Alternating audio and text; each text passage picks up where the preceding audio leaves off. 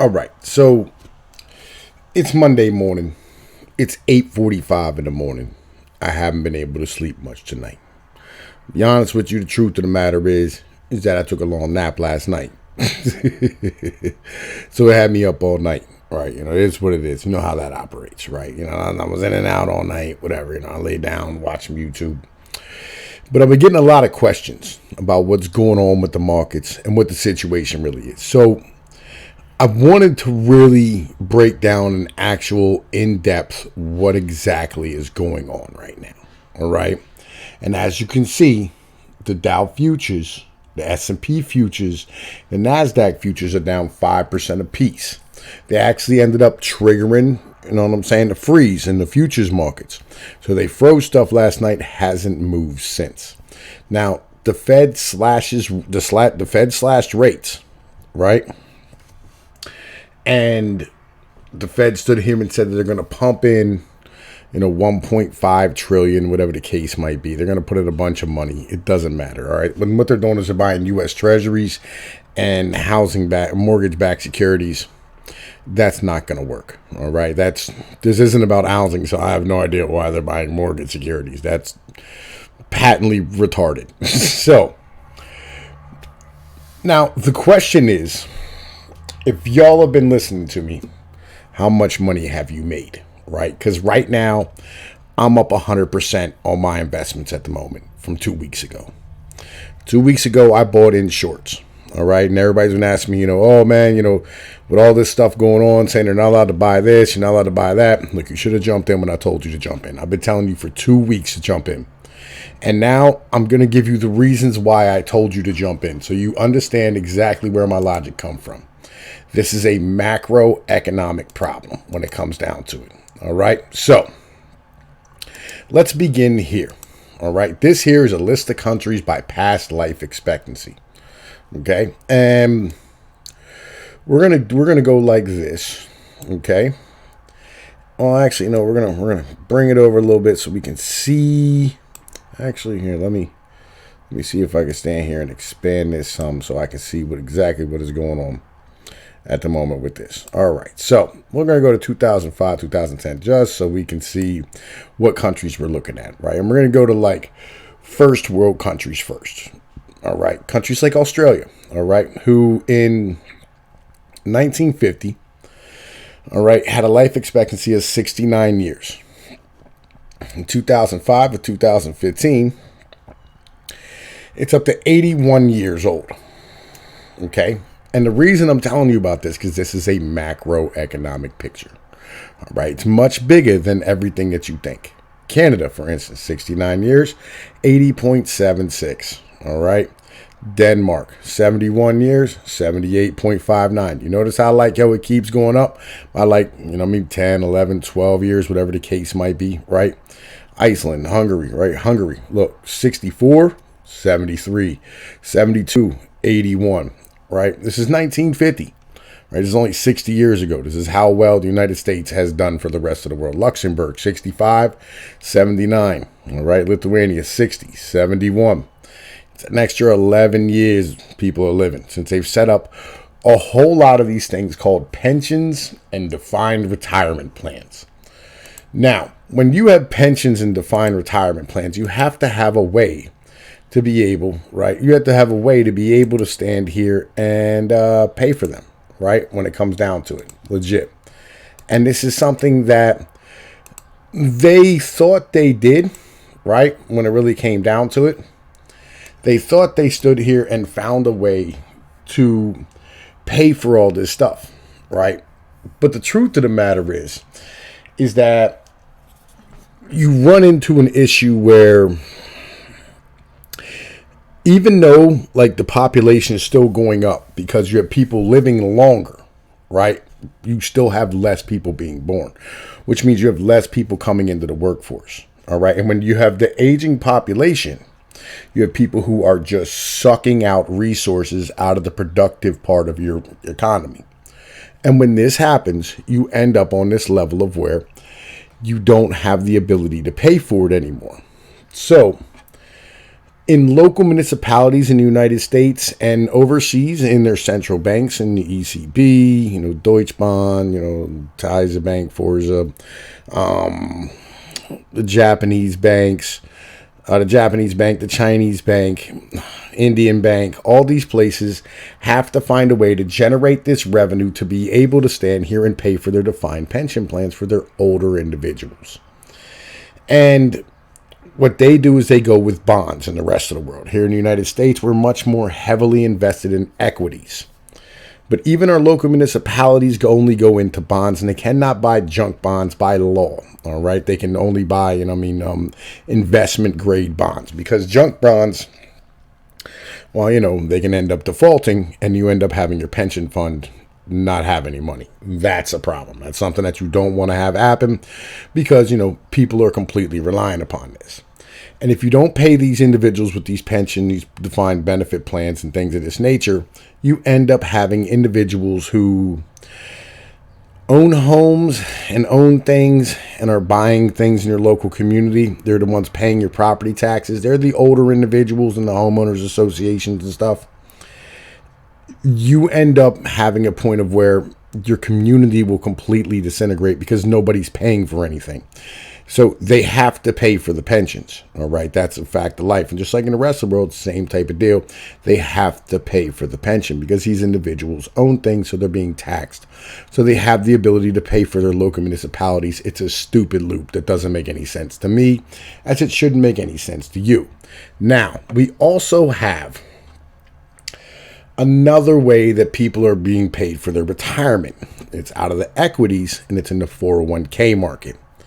There is $30 trillion worth of retirement money inside of the market at the moment. All right, between bonds and equity.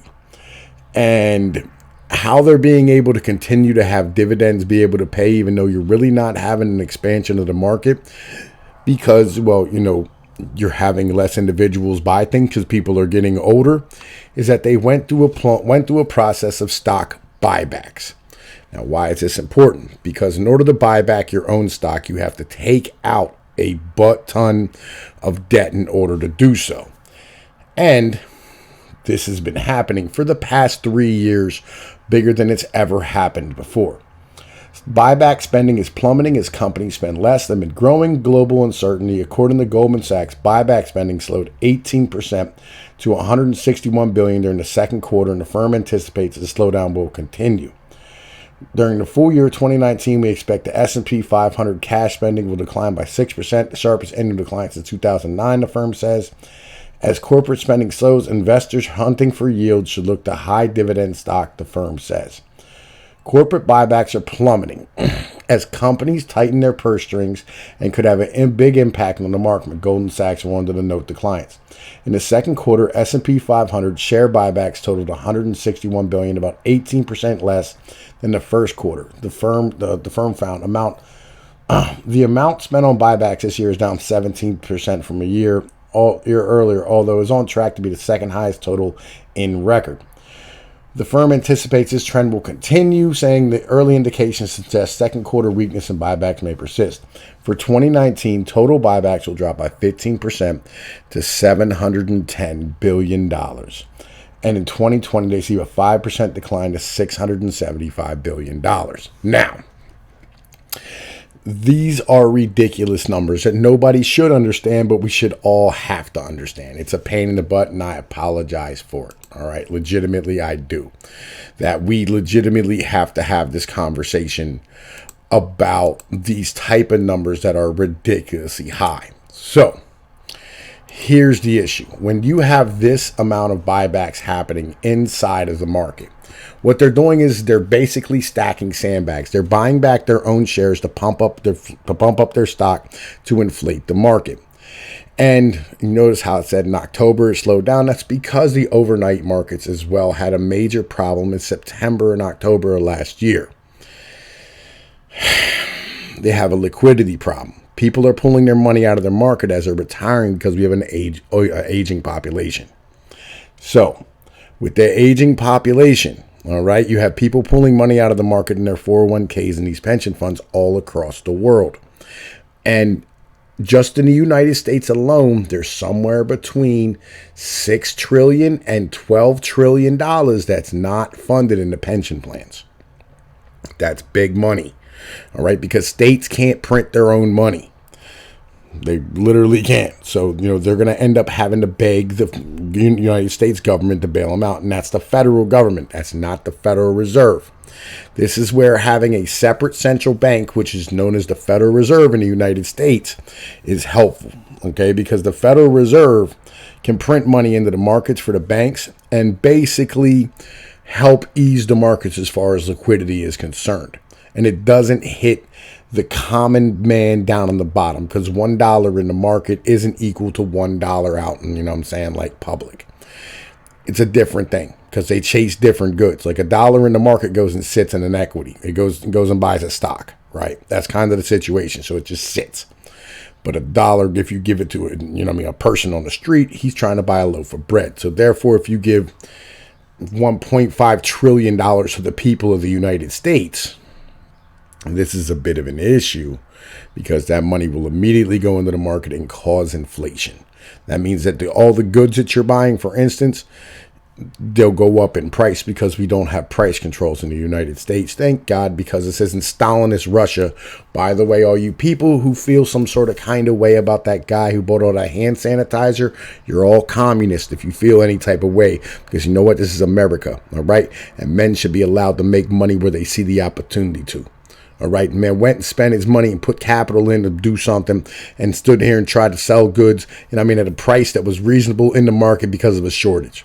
He was taking advantage of something. Every time the market does this, every time somebody else does this, every time a pharmaceutical company does this, it's not a fucking problem. But when one of us try to do it, you call it fucking price gouging, and that's fucking bullshit. And I'll be real with you. Like, real shit. It's like silver or gold. You know why the price is so high? Because there's not that much of it. Same type of situation. 401k balances skyrocketing a decade since the market boom. So I wanted to show y'all this so y'all can understand the amount of money that's in the markets. All right. So according to the report, the average 401k retirement plan balance rose by 466% to $297,700 in 10 years since the March 2009 market bottom. All right, millennials who had an average of $7,000 in the first quarter of 2009 saw their 401k grow to just under $130,000, a gain of 1,762%. The numbers are surprising, said Michael Gibney, a certified financial planner with Modern Wealth Management in Westwood, New Jersey. Once you set it and forget it, people are amazed by how much their balance will grow. All right, you see how this works, right? You know what I'm saying? Like, lots of money sitting out here in these 401ks. I wanted to show you all this so y'all understand what the situation is and how much money is involved with this. All right. Now, hang on, we're gonna short that one out, open up a new one, right? All right, in a rack. Hang on, here we go. Okay, so U.S. retirement assets at $28 trillion in quarter one, little change from the end of 2007. All right, so this breaks it down. Government defined benefit plans is the blacks. The annuity reserves are the blue ones. DC plans with the direct contributions, right? IRAs, private sector defined benefit plans. Okay, so the big part in the bottom are the amount of money that, is actually saved by people in 401ks and IRAs. So you add this together, $7.7 trillion and $9.2 trillion, right? That's the amount of money. It's about $18 trillion when it comes down to it with, how much money is actually in the market right now. And that's how much money is going to leave the fucking market in probably the next 10 years. And the market has to find some way to do that because that is about equal to our GDP. When it really comes down to it. And that amount of money has to come out. Now, I know that this continues on forever, all right? This is something that will not stop, all right? It will keep coming out of the market, no matter what happens. These are kind of like those things, to go, oh, man, all these companies that took out all these loans to buy back their own shares and they had to pay back the money for the loans and they have to continue to maintain the basic balance on the credit card. Well, when you don't have goods to sell because China had an interruption when it stood here, and quarantined all this stuff, People in America who assemble parts and sell things and things of this nature no longer have those parts anymore. So that means that all these companies aren't going to have goods to sell. So when they don't have goods to sell, they can't service their debt. So there's no choice but for this market to go down. This is a very, very basic thing. All right. It's really simple. It's kind of like this. It's like if I came to your house, all right, and you had a job where your job involved you having to walk to work every day and I broke both your fucking legs. You would no longer be able to earn a living and you wouldn't be able to pay for your house, your car, or your health insurance anymore, and you'd go bankrupt. That's what these companies are going to end up doing. It doesn't matter how much money the Fed puts in.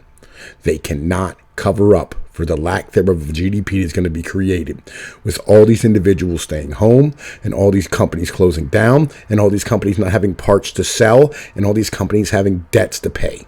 It's that simple. This is going to happen. The collapse is going to happen. There's not a choice. And this is why I predicted it. This is why I said what I said. Yo, it's absolutely sound. And y'all, if you ain't listening by this point, you're already a goner. Buy guns and ammo at this point because you can't even get into the market. Places like, companies like Robinhood and all these other little, Jones that are, out here for individuals to do individual investing and stuff. Yo, it's just, you can't get in anymore. But timepiece is already there. You know what I'm saying? Real shit. I'm already there. I'm already good. I'm just going to ride the storm out and wait for it to finish. It's a basic thing. All right. In the meantime, yo, look.